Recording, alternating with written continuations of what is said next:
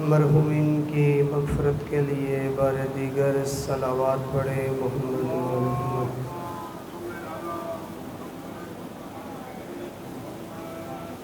بیماروں کی شفا یابی کے لیے ایک مرتبہ پھر صلوات پڑھے محمد و آل محمد کی ذات۔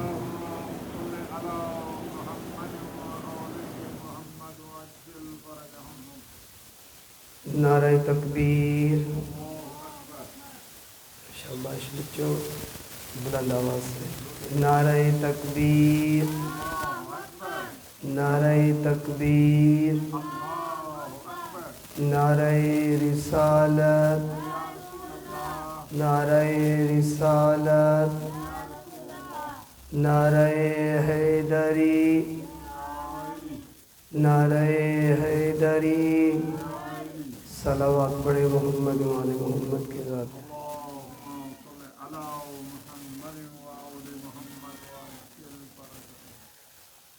اعوذ باللہ السمیع العلیم من الشیطان الرجیم، بسم اللہ الرحمن الرحیم۔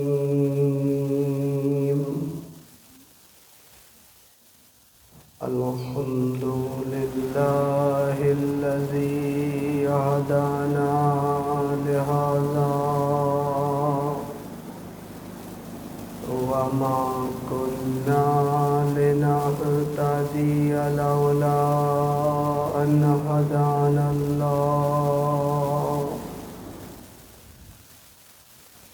والصلاة والسلام على سيدنا ونبينا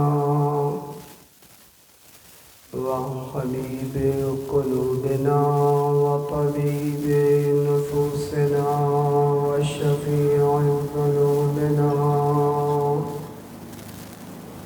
مولانا ومولى الثقلين أبي القاسم محمد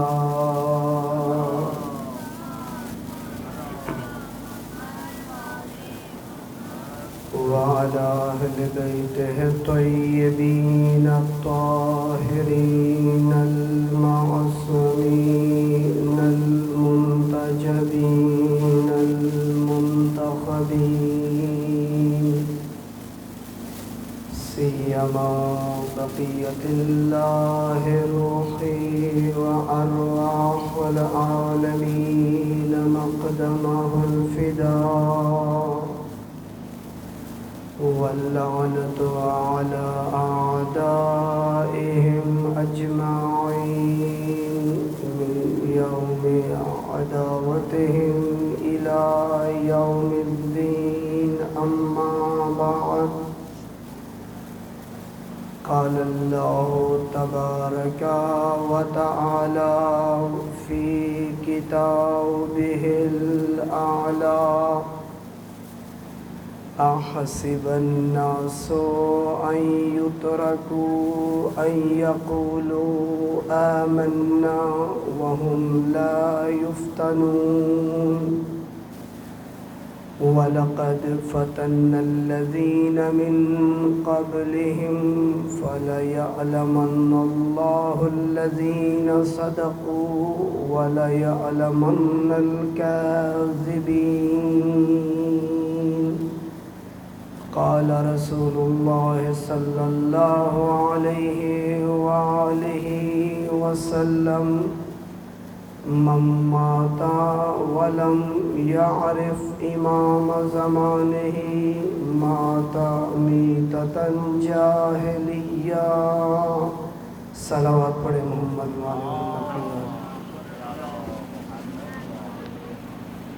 دعا ہے پروردگار عالم، ہمارا اس مقدس بارگاہ میں حاضر ہونا اپنی بارگاہ میں عبادت شمار فرمائے، بیمار مومنین کو شفا عنایت فرمائے، بے روزگار مومنین کو رزق حلال عطا فرمائے، ہمارے جوانوں کو قرآن و اہل بیت کے سائے میں زندگی گزارنے کی توفیق عطا فرمائے۔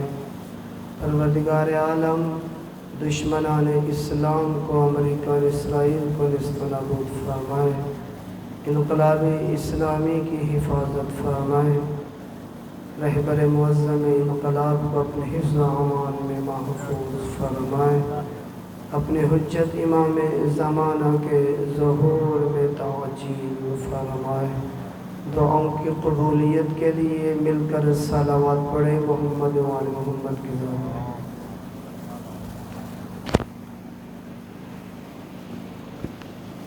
آپ کی خدمت میں سورہ مبارکہ عنکبوت کی آیت نمبر 2 کو تلاوت کرنے کا شرف حاصل کیا ہے۔ یہ چند دن جو آپ کی خدمت میں حاضر ہیں، کوشش ہوگی کیونکہ یہ ایام کل اس نقطے کو بیان کیا تھا، ایک بہت ہی اہم ایام ہے، کردار سازی کے دن ہیں، اپنے آپ کو تیار کرنے کے دن ہیں۔ جو چند گزارشات آپ کی خدمت میں عرض ہوں گی، زمانہ غیبت میں ہماری کیا ذمہ داریاں بنتی ہیں۔ آج ہم جس زمانے میں زندگی گزار رہے ہیں، کیا ہم کو کرنا چاہیے؟ معمولاً مومنین جوان یہ سوال بھی کرتے ہیں کہ زمانہ غیبت میں ہماری کیا ذمہ داریاں ہیں، ہم کیسے اپنے وقت کے امام کی نصرت کر سکتے ہیں، ہم کیسے اپنے امام کے ناصر بن سکتے ہیں۔ تو ان ایام سے بہتر کوئی وقت نہیں ہو سکتا کہ جب ہم نے حسینیت کو سنا، عزاداری کی، یزیدیت کو بھی سنا، حسینیت اور یزیدیت کو سننے کے بعد اب مومنین کا دل آمادہ ہے اپنے وقت کے امام کا سپاہی بننے کے لیے، اپنے وقت کے امام کی نصرت کے لیے، کہ وقت کے امام ہم سے جو چاہ رہے ہیں، جو مانگ رہے ہیں، جس کردار کو وقت کے امام چاہتے ہیں، آ جاؤں میں اس کربلا کے سائے میں، عاشورہ کے سائے میں، ان مجلسوں سے ناصران مہدی کو تیار کروں، ناصران امام زمانہ کو آمادہ کروں، اور ان مجالس میں بہت آسانی سے ہم ان کرداروں کو پیدا کر سکتے ہیں، ایسے جوانوں کو تیار کر سکتے ہیں کہ جو جوان اپنے معاشرے میں، اپنے محلے میں، اپنے علاقے میں وہ کام کریں کہ جس سے امام زمانہ کی محبت لوگوں کے دلوں میں پیدا ہو۔ لہذا اسی گفتگو کو آپ کی خدمت میں کرنے کے لیے کل ایک نقطے کی طرف اشارہ کیا تھا، آج اس کو آگے بڑھانے کی کوشش کرتا ہوں۔ ایک اہم ترین چیز کہ جو قرآن کریم نے جس کی طرف اشارہ کیا ہے کہ تمام امتوں کی زندگیوں میں خدا نے اپنی ایک سنت رکھی ہے۔ جتنے بھی انبیاء آئے ہیں، خدا نے اپنی انبیاء کی امتوں سے ایک کام کروایا ہے، اور ایسا نہیں کہ پہلے انبیاء کی امتیں اس میں مبتلا تھیں، اور آج ہمارے زمانے میں خدا کی یہ سنت نہ ہوگی نا، بلکہ جو خدا کے قوانین ہیں وہ قیامت تک کے لیے ہیں، ہر زمانے کے لیے خدا کے قوانین ہیں، ہر زمانے کی امتوں کے لیے قوانین موجود ہیں۔ اس لیے ہم کو کہا گیا ہے کہ پہلے زمانے کی امتوں کے حالات کو پڑھو۔ قرآن مجید نے پیغمبر کو کہا کہ اے پیغمبر، ہم آپ کے لیے پہلے انبیاء کے واقعات کو بیان کرتے ہیں۔ خداوند تبارک و تعالی نے اپنے نبی سے کہا کہ آپ اس وقت نہیں تھے، لہٰذا ہم آپ کے سامنے پہلے انبیاء اور ان کی امتوں کی زندگیوں کو بیان کرتے ہیں کہ انہوں نے کیسی زندگیاں گزاری اور پھر کن کن مشکلات کا شکار ہوئے، اور خدا نے کن کن آزمائشوں میں ان کو آ کے مبتلا کیا۔ آج ہمارے لیے بھی قرآن، خدا کی یہ کتاب، ان امتوں کے حالات کو بیان کر رہی ہیں۔ یہ امتیں کیسے عذاب الہی سے دوچار ہوئیں، ان امتوں نے کیوں اپنے زمانے کے رہبروں کی نصرت نہ کی، ان امتوں نے کیوں انبیاء کو تنہا چھوڑ دیا، ان امتوں نے کیسے وہ ہادی، وہ رہنما جو ان کی نجات کے لیے آئے تھے، ان کو دشمنوں کے حوالے کر دیا۔ یہ قرآن سب کچھ بیان کر رہا ہے، یہ قرآن سب کچھ بتا رہا ہے۔ اگر آج اپنے زمانے کو دیکھنا چاہتے ہیں کہ ہمارے زمانے کی آج کیا حالت ہے، تو قرآن کہتا ہے میری تلاوت کر لو، میں تمہیں بتا دوں گا کہ آج تم کس زمانے میں زندگی گزار رہے ہو، آج تمہاری حالت کون سی حالت ہے۔ خداوند تبارک و تعالی نے اپنی ایک سنت جو تمام امتوں کی زندگیوں میں جس کو عملی کیا، وہ تھی امتحان۔ ہر امت کو امتحان سے گزارا، ہر انسان کو امتحان سے گزارا۔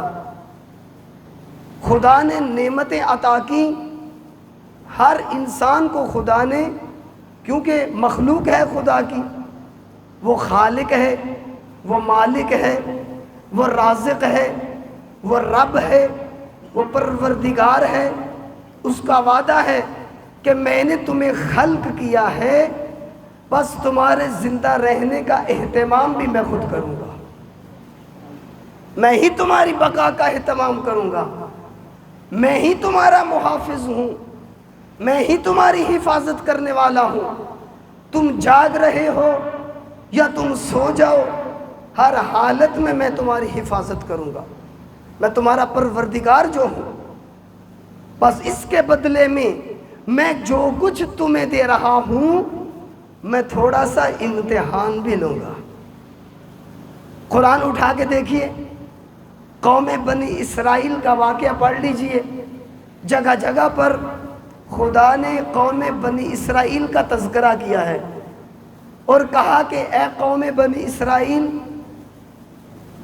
یاد کرو ان نعمتوں کو، اذکروا نعمتی اللتی انعمت علیکم، یاد کرو ان نعمتوں کو جو میں نے تمہارے اوپر نازل کی۔ قرآن ایک ایک نعمت کا تذکرہ کرتا ہے کہ خدا نے قوم بنی اسرائیل کو کتنا ناز و نعمت میں رکھا، اور اس قدر خدا نے قوم بنی اسرائیل پر نعمتیں نازل کی کہ ان کو کچن میں جا کے کچھ پکانے کی ضرورت نہیں پڑتی تھی، اور پھر ایک سب سے بڑی نعمت خدا نے جو قوم بنی اسرائیل کو عطا کی، کہا انی فضلتکم علی العالمین۔ یہ بہت بڑی نعمت ہے۔ ایک مرتبہ مادی نعمتیں ہیں، کسی کو مال مل جائے، دولت مل جائے، زمین مل جائے، دنیا کا مقام مل جائے، کوئی اچھی پوسٹ مل جائے، اولاد مل جائے، یہ دنیا کی نعمتیں ہیں، یہ مادی نعمتیں ہیں۔ اور ایک نعمت ہے جو معنوی نعمت ہے کہ خدا کسی کو کوئی فضیلت عطا کر دے، خدا کسی کو کوئی مقام عطا کر دے۔ اس معنوی نعمت کے مقابلے میں دنیا کی نعمت کوئی اہمیت نہیں رکھتی۔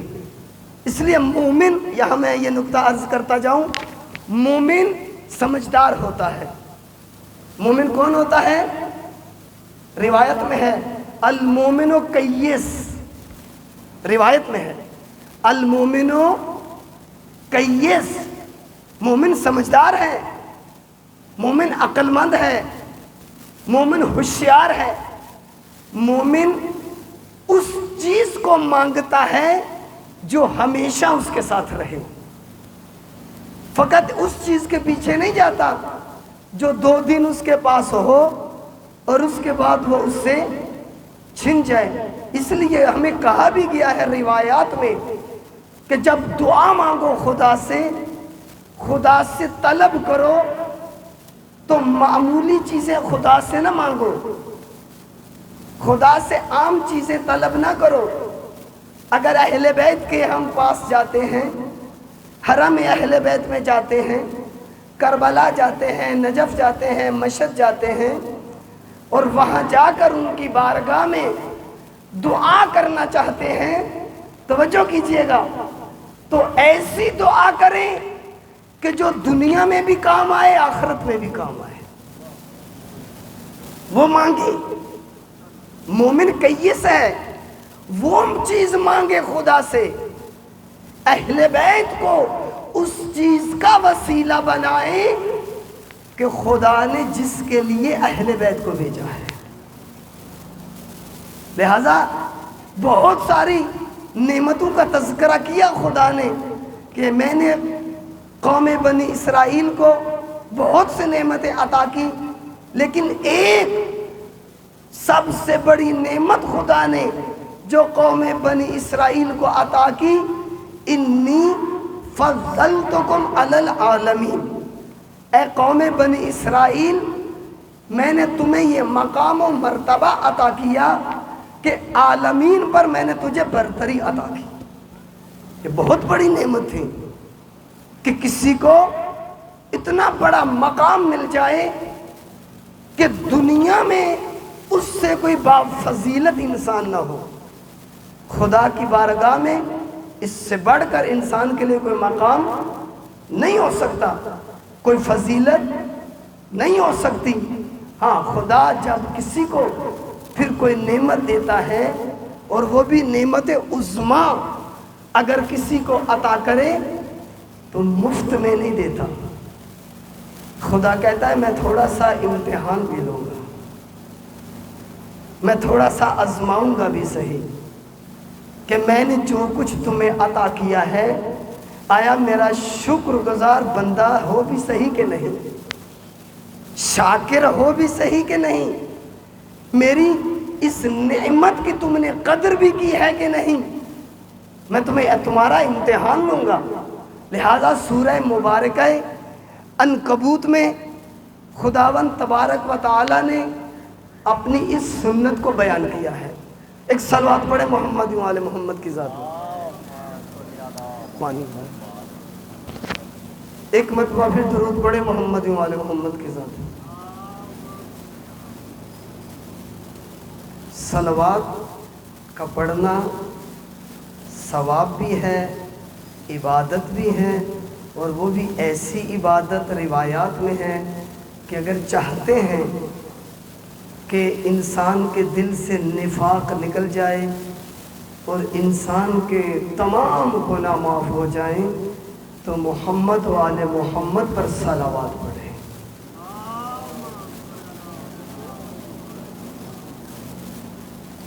خداوند تبارک و تعالیٰ نے اپنی اس سنت کو بیان کیا. احسب الناس ان یترکوا ان یقولوا آمنا وہم لا یفتنون. آیا لوگ یہ گمان کرتے ہیں؟ قرآن مجید نے بعض جگہ پر عالمہ کا لفظ استعمال کیا ہے. پڑھے لکھے میرے سامنے افراد موجود ہیں، یہ نقطہ عرض کرتا جاؤں. بعض جگہ پر قرآن نے عالمہ لفظ استعمال کیا ہے، بعض جگہ پر حاسبہ استعمال کیا ہے. عالمہ اس جگہ پر استعمال کیا جاتا ہے جہاں پر یقین کی بات کرنی ہو، جہاں پر یقینی بات کرنی ہو، جہاں پر پکی بات کرنی ہو، جہاں پر دل کی گہرائی سے بات کرنی ہو، وہاں پر عالمہ استعمال ہوتا ہے. جہاں علم و معرفت کی بات کرنی ہو وہاں عالمہ. لیکن جہاں پر وہم، گمان، خیال، توہم اس کو بیان کرنا ہو، اس کے لیے قرآن حاسبہ استعمال کرتا ہے. لہذا آپ دیکھیں بعض جگہوں پر کہا ہے احسبتم ام حسبتم، آیا تم گمان کرتے ہو. کتنی جگہوں پر قرآن مجید نے اس لفظ کا استعمال کیا ہے. اگر میں وہ آیات ایک ایک آیت آپ کے سامنے پڑھوں کہ قرآن نے کہاں کہاں یہ لفظ استعمال کیا ہے تو یہ حقیقت زیادہ کھل جائے گی. بس حاسبہ وہاں استعمال ہوتا ہے جہاں پر ذہنی خیال، ذہنی توہم اس کو بیان کرنا ہو تو قرآن اس کے لیے حاسبہ کا لفظ استعمال کرتا ہے. احسب الناس ان یترکوا، آیا لوگ گمان کرتے ہیں ان کو ایسے چھوڑ دیا جائے گا. دیکھیں یہ قرآن ہے، یہ خدا ہے. گمان کرتے ہیں ان کو ایسے چھوڑ دیا جائے گا. ان یقولوا آمنا، فقط اپنی زبان سے یہ کہہ دے کہ ہم ایمان لے آئے، اب خدا کو ان سے کوئی کام ہی نہیں ہے، اب خدا کو ان سے کوئی واسطہ ہی نہیں ہے.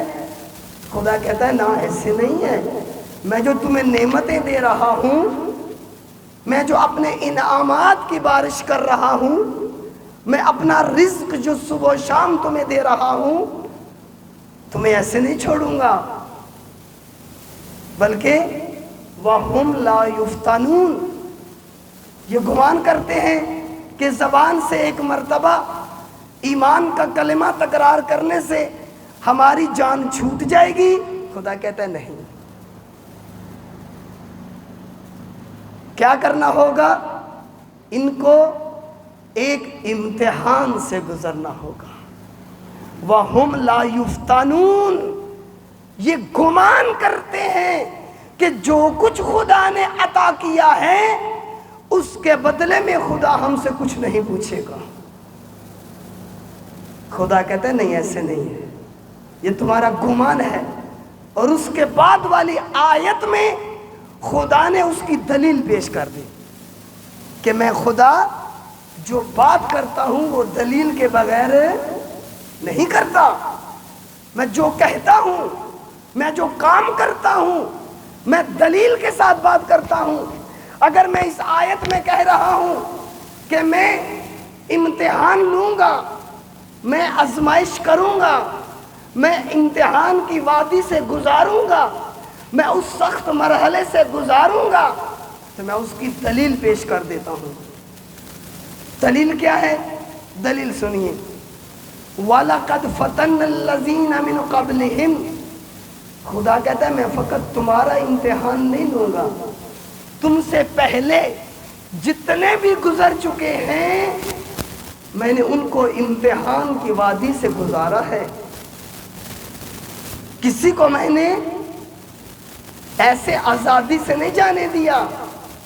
دنیا سے کوئی بھی، جو بھی انسان اس دنیا میں آیا ہے، وہ مسلمان ہو، وہ مسیحی ہو، وہ یہودی ہو، وہ ہندو ہو، وہ آتش پرست ہو، وہ بدھ مت ہو، کوئی بھی کیوں نہ ہو، کسی بھی فکر سے تعلق رکھنے والا کیوں نہ ہو، خدا ہر کسی کا امتحان ضرور لیتا ہے. اب جتنا کوئی خدا کے قریب آتا جائے گا اس کا امتحان اتنا ہی سخت تر ہوتا جائے گا۔ ایمان لانے کے بعد معمولاً ممبروں سے ایسا سبق پڑھایا جاتا ہے کہ آپ ایمان لے آئیں اور پھر آپ کی چھٹی، پھر کوئی کام کرنے کی ضرورت نہیں ہے، پھر آپ ایک نعرہ لگائیں گے اور پل صراط سے گزر جائیں گے نا۔ اہل بیت کے قریب آ کے دیکھیں، قرآن کے قریب آ کے دیکھیں، قرآن یہی کہتا ہے کہ جتنا آپ کا ایمان مضبوط ہے اتنا امتحان سخت ہوگا، اتنا امتحان سخت ہوگا۔ جتنا ایمان کا مرتبہ بلند اتنا سخت امتحان کی وادی سے گزرنا پڑے گا۔ آپ دیکھیں خدا نے سب سے سخت امتحان اپنے انبیاء کے لیے ہے، کیونکہ مقام و مرتبے میں سب سے زیادہ بلند تھے۔ اور سید الانبیاء کی جب باری آئی تو پیغمبر خود فرماتے ہیں جتنا سخت امتحان میرا ہوا ہے اس کائنات میں کسی کا اتنا سخت امتحان نہیں ہوا۔ بس قرآن کہتا ہے یہ گمان نہ کرو کہ تم آرام سے اس دنیا سے چلے جاؤ گے، نہ، بلکہ قرآن کی ایک اور آیت ہے وَقِفُوهُمْ، ان کو روکو، اِنَّهُمْ مَسْئُولُونَ، ان سے پوچھا جانا ہے کچھ، ان کو روکو۔ اور یہ فقط امتحان قیامت میں نہیں ہے، قیامت کا امتحان بعد میں ہے، پہلے اس دنیا میں خدا ہمارا امتحان لے گا۔ اگر دنیا کے امتحان میں کامیاب ہوئے تو آخرت کے امتحان میں کامیاب ہو سکتے ہیں۔ وہ آج ہم زمانہ غیبت میں زندگی گزار رہے ہیں، ایک امام کا انتظار کر رہے ہیں، حجت خدا کا انتظار میں بیٹھے ہوئے ہیں۔ کیوں؟ تاکہ وہ آئے اور ہم اس کے ناصر بنے، ہم اس کے مددگار بنے۔ امام کہتے ہیں مجھ تک آنا اتنا آسان نہیں ہے، امتحان سے گزرنا پڑے گا، آزمائش کروانا پڑے گی۔ وہ قرآن مجید نے بہت خوبصورت لفظ استعمال کیا ہے، وَهُمْ لَا يُفْتَنُونَ، فتنہ، بہت جگہوں پر قرآن نے لفظ استعمال کیا ہے۔ اس کا معنی یہ ہے، آسان میں ایک جملے میں اگر بیان کروں، سونے کو کیسے خالص بنایا جاتا ہے؟ سونے کو کیسے خالص بنایا جاتا ہے؟ جب سونا نکلتا ہے ایک دھات کی صورت میں ہوتا ہے، اس میں خالص و ناخالص سب کچھ ہے، مٹی بھی اس کے ساتھ شامل ہے۔ اب جو سونے کو خالص بنانے والا ہے اس کو لیتا ہے اور اب ڈالتا ہے اس آگ میں، اس اب کیا کہتے ہیں اس کو، بھٹی میں ڈالتا ہے۔ کیوں؟ تاکہ خالص اور ناخالص کو ایک دوسرے سے جدا کر سکے۔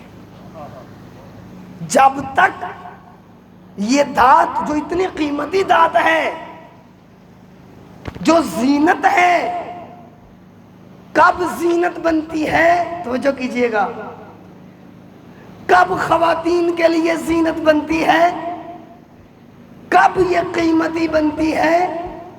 جب آگ کی بھٹی میں جائے، جب اس گرمی میں اترے اور اس گرمی میں اتر کر اس کی جو ناخالص چیز ہے اس سے جدا ہو جائے، اس کے بعد وہ قیمتی بنتی ہے۔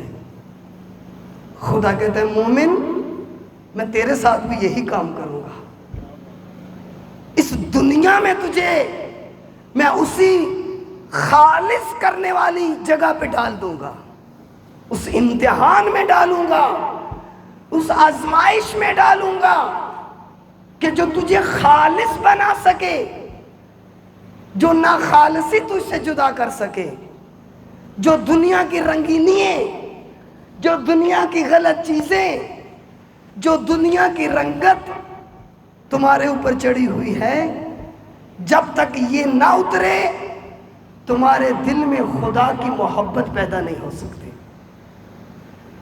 نہیں محبت خدا آ سکتی۔ خدا وحدہ لا شریک ہے۔ خدا کون ہے؟ کون ہے خدا؟ وحدہ لا شریک۔ وہ کہتا ہے میں اپنا شریک برداشت نہیں کرتا کسی جگہ میں، عبادت میں اپنا شریک برداشت نہیں کرتا، خلق کرنے میں اپنا شریک برداشت نہیں کرتا، رزق دینے میں اپنا شریک برداشت نہیں کرتا، مالک ہونے میں اپنا شریک برداشت نہیں کرتا۔ اس لیے قرآن مجید نے سب سے بڑا جو ظلم اور گناہ جس کو قرار دیا ہے وہ یہی شرک ہے، کہ شرک خدا کی بارگاہ میں سب سے بڑا ظلم اور گناہ ہے۔ خدا ہر گناہ کو معاف کر دے گا، لیکن شرک کو خدا کبھی بھی معاف نہیں کرے گا، کیونکہ میں وحدہ لا شریک ہوں۔ میں برداشت نہیں کرتا کہ کوئی میرے ساتھ شامل ہو جائے۔ خدا کہتا ہے میں محبت میں بھی وحدہ لا شریک ہوں۔ اگر اپنے دل میں میرے سوا کسی کی محبت لے آئے تو میں اس دل میں آنے کے لیے تیار نہیں ہوں۔ ایک دل ایک وقت میں اپنے اندر یا خدا کو رکھ سکتا ہے یا غیر خدا کو رکھ سکتا ہے، یہ نہیں ہو سکتا خدا بھی ہو اور دنیا بھی ہو، دنیا کو بھی چاہوں خدا کو بھی چاہوں، خدا کو بھی راضی رکھوں دنیا کو بھی راضی رکھوں۔ خدا کہتا ہے مجھے نہ ایسی محبت پسند ہے نہ ایسی عبادت پسند ہے جس میں دوسرا کوئی میرے ساتھ شامل ہو جائے۔ کیوں کہا گیا ہے کہ مجھے ریا کی عبادت پسند نہیں، مجھے ریا کی بندگی پسند نہیں، مجھے ریا کی نماز پسند نہیں، مجھے ریا کا صدقہ پسند نہیں؟ وجہ بھی یہی ہے کہ جب انسان ریاکاری کرتا ہے تو اس وقت اس عبادت میں خدا کے ساتھ غیر خدا شامل ہو جاتا ہے، اور جب غیر خدا آ جائے پھر خدا انسان کی نگاہوں سے اوجھل ہو جاتا ہے۔ اگر میری مجلس کرنے کا مقصد یہ ہو کہ دنیا والے کہیں ماشاءاللہ کتنا بڑا مجمع، کتنا مشہور خطیب، کتنا اچھا لنگر بنایا، ماشاءاللہ پہلی صف میں کھڑا ہو کے نماز پڑھتا ہے، پہلی صف میں آ جاتا ہوں تاکہ سب کہیں میں بہت بڑا نمازی ہوں، سب مجھے دیکھیں، سب مجھے نمازی کہیں۔ خدا کہتا ہے ایسی عبادت مجھے پسند نہیں ہے۔ جیسے میں خالص ہوں، اللہ اکبر، جیسے میں ناب اور خالص ہوں، ایسے میں مومن بھی وہی چاہتا ہوں جو میری طرح ہر طرح کی آلودگی اور شرک سے پاک ہو، جو پاک ہو، جو صاف ہو۔ ہم میں سے ہر ایک کون سا لباس پہننا پسند کرتا ہے؟ بولے، تھوڑا سا بولے، کون سا لباس پہننا پسند کرتے ہیں؟ جو صاف ہو، جس کے اوپر کوئی داغ دبا نہ ہو، جس کے اوپر کوئی آلودگی نہ ہو، گندگی نہ ہو، صاف ستھرا لباس پہننا پسند کرتے ہیں۔ کیوں صاف لباس پہننا پسند کرتے ہیں؟ اس لیے لباس پہنتا ہوں، اس کے بہت سے فائدے ہیں۔ ایک فائدہ یہ ہے کہ یہ میرے بدن کی زینت ہے۔ تو جو ہے نا آپ کی، لباس بدن کی زینت ہے۔ جتنا صاف لباس ہوگا اتنا ہی انسان خوبصورت نظر آئے گا، اتنا ہی انسان دوسروں کی نگاہوں میں اچھا نظر آئے گا۔ بس خدا یہی کہتا ہے انسان اپنے بدن کے لیے یہ جو تم نے معیار رکھا ہوا ہے، میری بارگاہ میں آنے کے لیے بھی یہی معیار رکھ، یہی معیار رکھ۔ اگر دنیا والوں کی محفل میں، مجلس میں، کسی فنکشن میں، کسی پروگرام میں جب تو جانا چاہتا ہے تو صاف لباس پہنتا ہے، اچھا لباس پہنتا ہے تاکہ میں خوبصورت لگوں، صاف ستھرا ہو کے جاؤں، تو خدا کہتا ہے کہ جب میری بارگاہ میں آنا ہے تو میں بھی کسی آلودہ کو قبول کرنے کے لیے تیار نہیں ہوں۔ ہم کن کو مانتے ہیں؟ اہل بیت اطہار، جن کی شان اور فضیلت میں ہم آیت تطہیر پڑھتے ہیں، جن کی شان اور جن کی عظمت کو بیان کرنے کے لیے ہم حدیث کسا کی تلاوت کرتے ہیں، اور جس میں ہم یہ بار بار تکرار کرتے ہیں، انما یرید اللہ لیذھب عنکم الرجس اہل البیت ویطہرکم تطہیرا۔ ایک صلوات پڑھے محمد و آل محمد کی ذات۔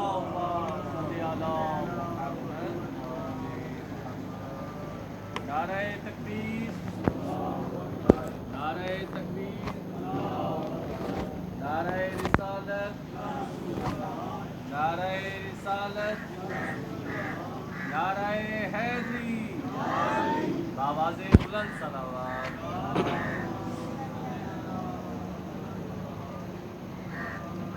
ہم اہل بیت کی یہ فضیلت پڑھتے ہیں، ان کی عظمت کو بیان کرتے ہیں، اور اب ہم جب ان کے قریب جانا چاہتے ہیں تو دیکھیں کہ اہل بیت کون ہیں، اہل بیت کا مقام کیا ہے، اور پھر میں کیسے اہل بیت کے قریب جا سکتا ہوں، کیسے وقت کے امام کے قریب جا سکتا ہوں۔ تو کہا اس کے لیے تمہیں امتحان سے گزرنا پڑے گا، کہ یہ جو محبت کی بات کرتے ہو، تم کتنے اپنی محبت میں سچے ہو۔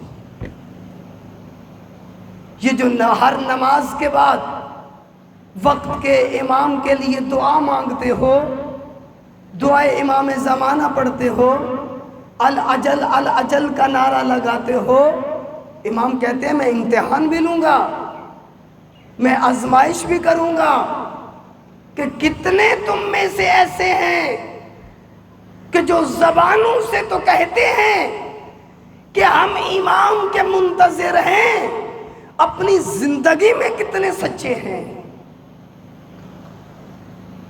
ایک روایت سنا دوں آپ کو۔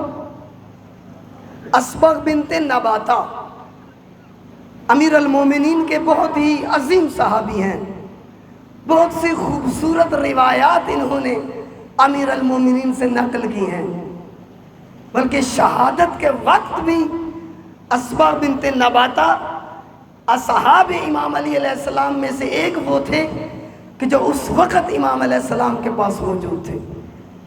روایت کرتے ہیں ایک دن میں نے امیر المومنین کو دیکھا، پریشان تھے، کچھ سوچ رہے تھے اور پریشانی کی حالت میں تھے۔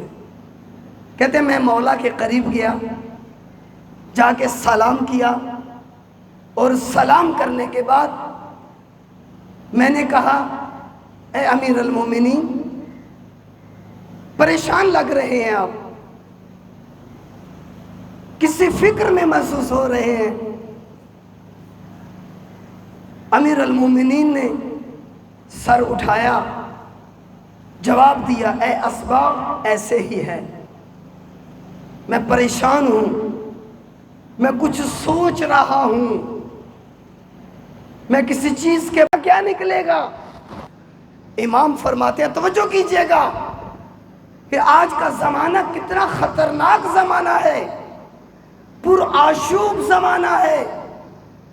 آج کے زمانے میں اپنے دین پر باقی رہنا کتنا سخت ہے، ایمان کی حفاظت کرنا کتنا سخت ہے۔ امیر المومنین اپنے زمانے میں فرما رہے ہیں کہ اتنا سخت زمانہ ہوگا، اتنے سخت حالات ہوں گے کہ اکثر انسان دین خدا کو چھوڑ جائیں گے، اکثر انسان اللہ کے راستے کو تنہا کر چھوڑ دیں گے۔ کیوں؟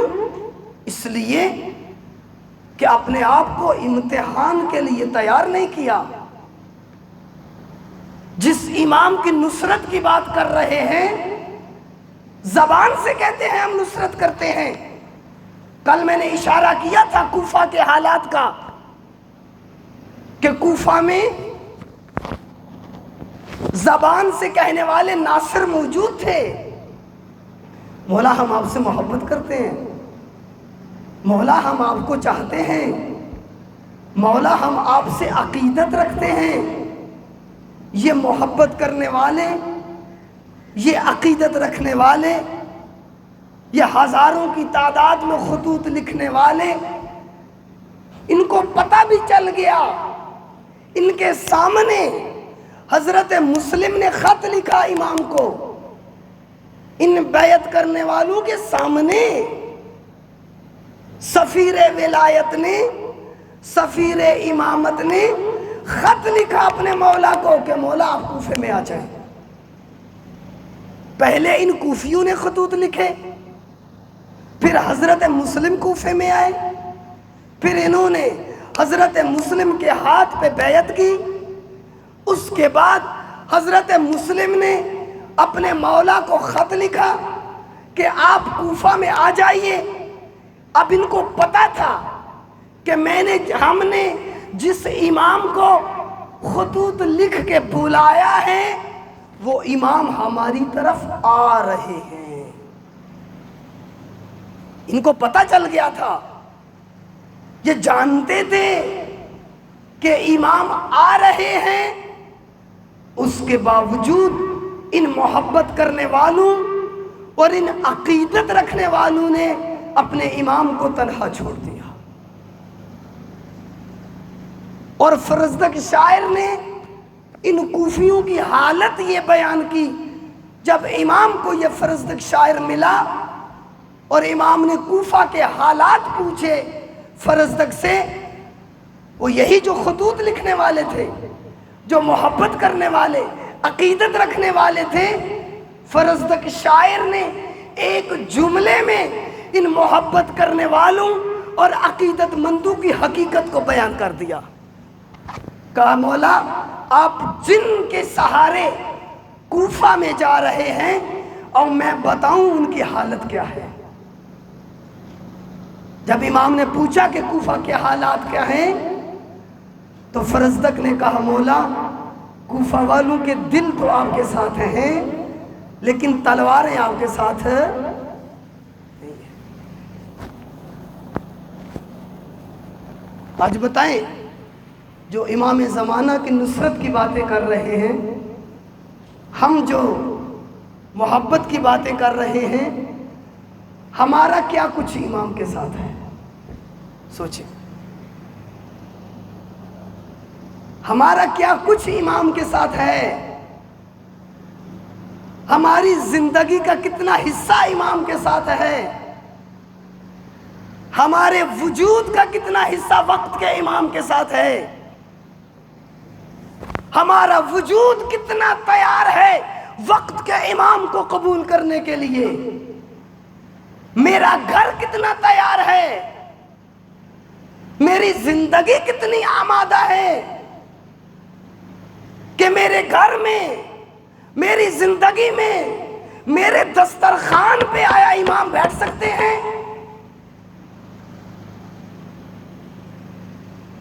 پھر ہم دیکھوں میں اپنی حالت کو کہ میرے اور کوفہ والوں کے درمیان کیا فرق ہے،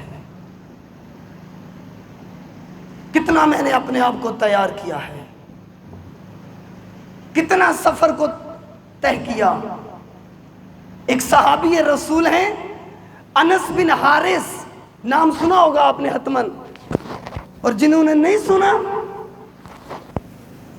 اس بات کو اپنے دل میں اتار لیں، اپنے ذہن میں بٹھا لیں کہ امام کے عاشق کیسے ہوتے ہیں، امام کی نصرت کرنے والے کیسے ہوتے ہیں، ان کی حالت کیا ہوتی ہے، ان کی زندگی کا انداز کیا ہوتا ہے۔ وہ صبح سے لے کر رات تک دنیا کی فکر میں زندگی نہیں گزارتے، فقط معاش کی فکر نہیں رکھتے، معاش ضروری ہے، زندگی گزارنے کے لیے رزق کی تلاش میں نکلنا واجب ہے، لیکن زندگی کا ہدف رزق کمانا نہیں ہے، زندگی کا مقصد معاش نہیں ہے۔ انس بن حارث صحابی پیغمبر ہیں، انہوں نے رسول اللہ سے ایک حدیث سنی تھی، توجہ کیجئے گا، ہم نے امام کے لیے کیا کچھ چھوڑا ہے۔ کہتے ہیں میں نے رسول اللہ سے جب یہ حدیث سنی نا کہ ایک زمانہ آئے گا جب کربلا کی زمین پر میرے فرزند حسین کو شہید کر دیا جائے گا، اور وہاں حسین ناصر مانگ رہے ہوں گے، مددگار مانگ رہے ہوں گے۔ تاریخ اٹھا کے دیکھ لیں اس صحابی رسول کی زندگی کو، تاریخ نے لکھا ہے کہ جب پتہ چلا اس صحابی کو، اس صحابی نے اپنا سب کچھ چھوڑا اور کربلا کی زمین پہ آ کے آباد ہو گیا، سب کچھ چھوڑا، اپنا سب کچھ ترک کیا، جس جہاں زندگی گزار رہے تھے مدینہ میں سے مدینہ کو چھوڑ دیا، اپنا گھر چھوڑ دیا، زندگی چھوڑی۔ کیوں سب کچھ چھوڑا؟ تاکہ جب حجت خدا قیام کرے گی، امام وقت جب پرچم امامت کو بلند کرے گا تو میں اس وقت اس سرزمین پر موجود ہوں تاکہ وقت کے امام کی نصرت کر سکوں۔ ہم نے کبھی کوئی چیز چھوڑی ہے اپنے امام کے لیے؟ کبھی کچھ ترک کیا ہے؟ آیا میں تیار ہوں اپنے وقت کے امام کے لیے کوئی غلط عادت ہی چھوڑ دوں، کم از کم کوئی گناہ ہی چھوڑ دوں، دنیا کی محبت ہی چھوڑ دوں؟ آیا تیار کیا ہے اپنے آپ کو؟ کربلا یہ ہے جو مجھے زندہ کرے، جو میرے معاشرے کو زندہ کرے، جو قوم اور ملت کو زندہ کرے، زندگی کی روح ڈالے اس مردہ پیکر کے اندر، یہ کربلا ہے، یہ حسینیت ہے، جو مجھے زندگی سے باہر نکالے۔ میں آج جس زندگی میں الجھا ہوا ہوں، آج جو زندگی میرے پاؤں کی زنجیر بنی ہے، حسین میری ان زنجیروں کو کاٹنے آئے ہیں، توڑنے آئے ہیں میرے پاؤں کی زنجیروں کو، اور مجھے زندگی کی دلدل سے نکال کے حسین مجھے اللہ کی ولایت کی سرزمین پہ لے جانا چاہتے ہیں، یہ سفر طے کروانا چاہتے ہیں حسین، اور اسی مقصد کے لیے زہرا کا بیٹا کربلا میں آیا، اسی مقصد کے لیے حسین کربلا کی سرزمین پہ آئے۔ اے میرے پروردگار، میرا سب کچھ قربان ہوتا ہے تو ہو جائے، تیرا دین بچ جائے۔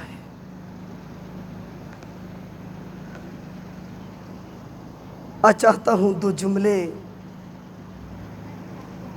اس شہید کے پڑھوں آپ کے سامنے،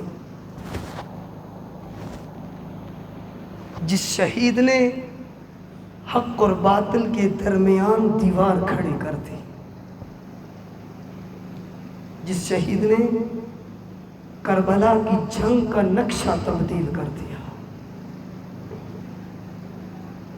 علماء بہت زیادہ تاکید کرتے ہیں، علماء کے حالات زندگی پڑھا کریں، خصوصاً جوان ضرور علماء کے حالات زندگی پڑھا کریں، یہاں سے ائمہ کی سیرت آپ کو سمجھ آئے گی۔ رہبر معظم شہید کے حالات زندگی پڑھیں، یہاں سے آپ کو امیر المومنین کی زندگی سمجھ آئے گی۔ علماء تاکید کرتے ہیں، کوئی بھی آپ کی مشکل ہو، آپ کی پریشانی ہو، زندگی میں کوئی مشکل ہو، گھر میں کوئی سختی ہو، گھر میں کوئی پریشانی ہو، رباب کے اصغر کے مصائب کو پڑھو۔ اللہ اکبر۔ کہتے ہیں کوئی بھی الجھن ہو زندگی میں، کوئی بھی سختی ہو زندگی میں، گھر میں چھوٹی سی مجلس برپا کرو، پڑھنے والے سے کہو رباب کے اصغر کے مصائب پڑھے۔ اس شہید نے کربلا کی جنگ کا نقشہ تبدیل کر دیا۔ کوئی نہ بچا زہرا کے بیٹے کا، نظر یمین و شمالا۔ حسین نے ایک مرتبہ دائیں دیکھا، پھر بائیں دیکھا۔ پہلے جب بھی حسین دائیں بائیں دیکھتے، ایک طرف عباس نظر آتے، دوسری طرف علی اکبر نظر آتے۔ لیکن اے عزاداران مظلوم کربلا، عصر عاشور زہرا کا بیٹا جب دائیں بائیں دیکھ رہا ہے، ایک طرف عباس کے کٹے ہوئے بازو، کسی طرف جوان کڑیل علی اکبر سو رہا ہے۔ ایک مرتبہ جملہ کہا حسین نے، یا فرسان الحجا، او میرے شیرو کہاں چلے گئے، او میرے شیرو